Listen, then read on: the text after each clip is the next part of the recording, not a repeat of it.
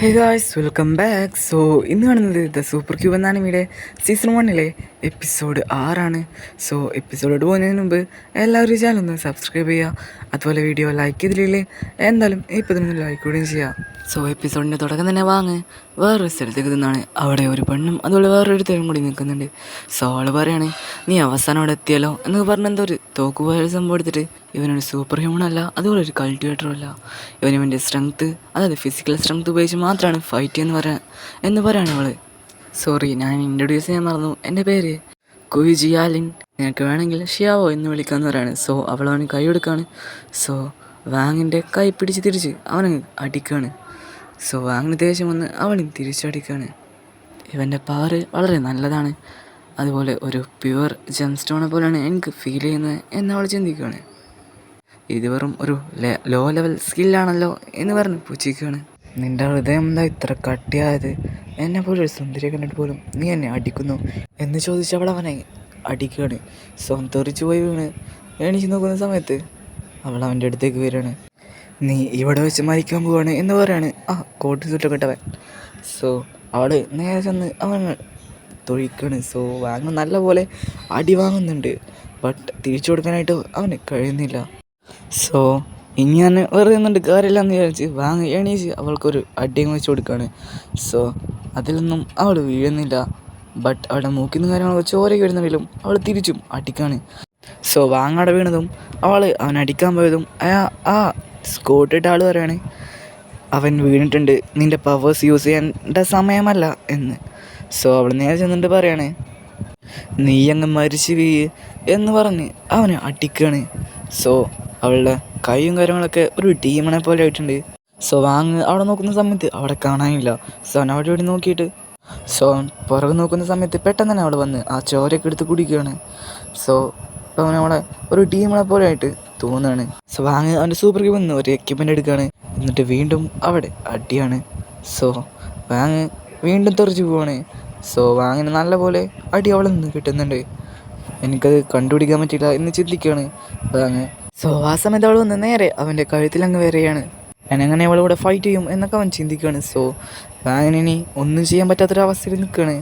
അവളെ കയ്യിൽ എന്തൊക്കെയോ പവേഴ്സിന് നമുക്ക് മനസ്സിലാക്കാം. ആ സമയത്ത് അവൾ അവനെ കടിക്കുകയാണ്. അങ്ങനെ അവൻ്റെ ചോര നല്ലപോലെ അവൾ കുടിക്കുന്നുണ്ട്. എന്തിനാണിതെന്ന് ചോദിച്ചാൽ അവൾ പവർ ആക്ടിവേറ്റ് ചെയ്യാനാണ്. അങ്ങനെ അവളെ പവേഴ്സ് ആക്ടിവേറ്റ് ചെയ്യണം, ഒരു വോൾഫിനെ പോലെ അവൾ തോന്നുകയാണ്. ആ കൂട്ടിട്ട ആൾ എന്തൊരു നീട്ടിൽ പോലുള്ള സംഭവം അവൾ മേത് കയറിയാണ്. അങ്ങനെ അവളങ്ങ് ഉറങ്ങണ, അല്ലെങ്കിൽ അവൾ തളർന്ന് വീഴാണ്. ഞാൻ ഒരിക്കലും വിചാരിച്ചില്ല ഈ കുട്ടിയുടെ പവർ ഇത്ര പ്യുവറായിരിക്കും എന്ന്. കുട്ടിയെന്ന് ഉദ്ദേശിച്ചത് വാങ്ങിനാണ്. വാങ്ങിൻ്റെ പവർ പ്യുവർ ആയതുകൊണ്ടാണ് അവൾക്ക് പെട്ടെന്ന് തന്നെ അവളുടെ പവേഴ്സ് ആക്ടിവേറ്റ് ചെയ്യാൻ പറ്റിയത്. ആ കൂട്ടിട്ട ആൾ അവനെ കുറച്ച് പവേഴ്സ് വെച്ച് അറ്റാക്ക് ചെയ്യാണ്. നീ ഇതെങ്ങനെ ചെയ്ത് എന്ന് വാങ്ങി ചോദിക്കുകയാണ്. അയാൾ എണീച്ചിട്ട് പറയാണ്, നീ നമുക്കൊരു കൈ നോക്കാമെന്ന്. അയാളുടെ പവേഴ്സ് യൂസ് ചെയ്യാൻ വന്നതും മാസ്റ്റർ അവിടെ നിന്ന് മാറി നിൽക്ക് എന്ന് പറയാണ് സൂപ്പർ ക്യൂബ്. അയാൾ അറ്റാക്കിന്ന് എങ്ങനെയൊക്കെയോ വാങ്ങി രക്ഷപ്പെടുകയാണ്. വളരെ പവർഫുൾ ആയിട്ടുള്ള അറ്റാക്കിങ് എബിലിറ്റിയാണ് അയാളുടെ കയ്യിലുള്ളത്. ആ സമയത്ത് വീണ്ടും ഷിയാവോൻ്റെ ആ ഡീമൺ പവേഴ്സ് ഉണർന്നു വരികയാണ്. അവളുടെ അങ്കിള് പെട്ടെന്ന് ചെന്ന് അത് ഒന്ന് കൂൾ ഡൗൺ ചെയ്യാണ്. അയാൾ പറയാണ്, നിനക്ക് നിൻ്റെ ഗേൾ ഫ്രണ്ടിനെ സംരക്ഷിക്കണ്ടേ, അത് മുകളിലാണ്, നീ മുകളിലോട്ട് പോയിക്കോന്ന്. വാങ്ങ് പറയാണ്, ഞാൻ എങ്ങനെ നിന്നെ വിശ്വസിക്കും, ഞാൻ തിരിച്ചു വരുന്ന സമയത്ത് നീ എന്നെ അറ്റാക്ക് ചെയ്താലെന്ന്. ആ അങ്കിൾ പറയാണ്, ഞാൻ നിനക്ക് വേണ്ടി എന്നെ തന്നെ ഒരു ബ്ലഡ് അലയൻസ് വെച്ച് ശപിക്കുന്നതാണ്, അതിൻ്റെ അത്ര പവേഴ്സില്ല വേറൊരു ശാപവും ഇല്ല എന്ന് അയാൾ പറഞ്ഞിട്ട് ഒരു കോയിൻ എടുക്കുകയാണ്. ഇത് മാർഷൽ ആർട്സിൻ്റെ എൻ്റെ അലയൻസിൻ്റെ ടോക്കണാണ്, ഇതൊരു മില്യൺ വില വരുന്നത്.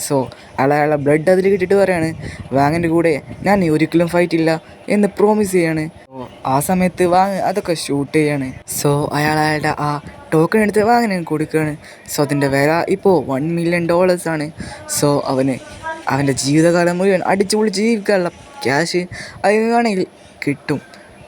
എന്തായാലും ഞാൻ മനുഷ്യരെല്ലാം സംരക്ഷിക്കാൻ പോവാണ് എന്ന് പറഞ്ഞ് വാങ്ങ് അവിടുന്ന് നടന്ന് പോവാണ്.